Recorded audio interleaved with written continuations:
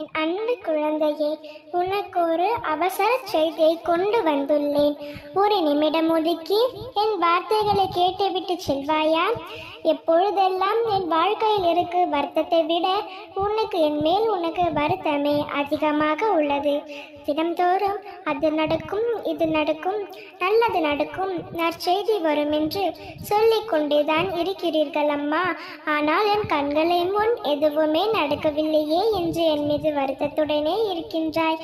உன் கேள்விக்கான பதில்களை கூறி உன் மறு வருத்தத்தை போக்கவே எல்லோரை போலவும் நீங்களும் என்னை ஏமாற்றி விட்டீர்களா அம்மா என்று என் பிள்ளைக்கு அதை பார்த்து கேட்கும் பொழுது நானும் கூட வருந்துகிறேன். நீ என்னை புரிந்து கொள்ளாமல் பேசுவதை பற்றி எனக்கு கவலை இல்லை. ஆனால் உனக்கு நல்லது நடக்கும் என்பதை கூட நீ புரிந்து கொள்ளாமல் கவலைப்படுகிறாய்.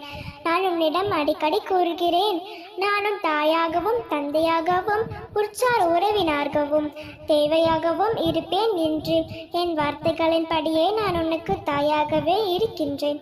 ஒரு தாய் தன் பிள்ளையை சாலையில் நடக்கும் பொழுது கைகளை கோர்த்து கொண்டு நடப்பாய், அது போலவே நான் உன் கைகளை பொறுத்து கொண்டு நடக்கிறேன். சாலையில் வெறுசர்கள் அதிகமாகும் பொழுது அல்லது சாலை கடக்க முற்படும் பொழுது அந்த குழந்தையை தன் இடப்பில் ஏற்றி ஆழ்ந்த பற்று கொள்வாய். அந்த குழந்தையே கீழே விழும்படி கேட்டாலும் திணறிலாலும் கூட அது ஆழ்ந்த பற்றி கொண்டு நடப்பாள்.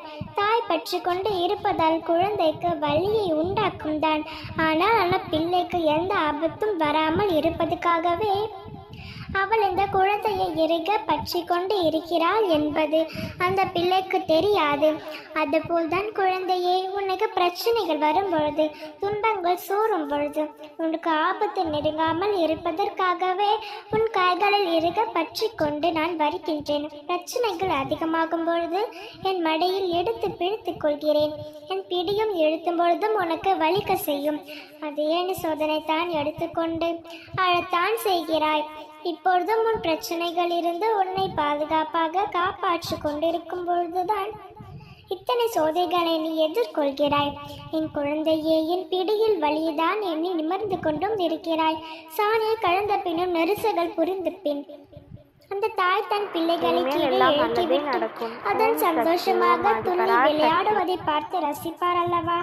அதே போலத்தான் நானும் என் பிரச்சனைகளை எல்லாம் தீரும் வேளையில் நீ சந்தோஷமான வாழ்வை பற்றி மகிழ்ச்சியோடு வாழ்வதை பார்த்து நான் ரசிக்க போகிறேன். என் வாழ்க்கையில் இனி எல்லாம் நல்லதாகவே நடக்க வைப்பேன். உனக்கு துணையாக எப்பொழுதும் உன் அன்னை நான் இருப்பேன். நல்லதே நடக்கும்.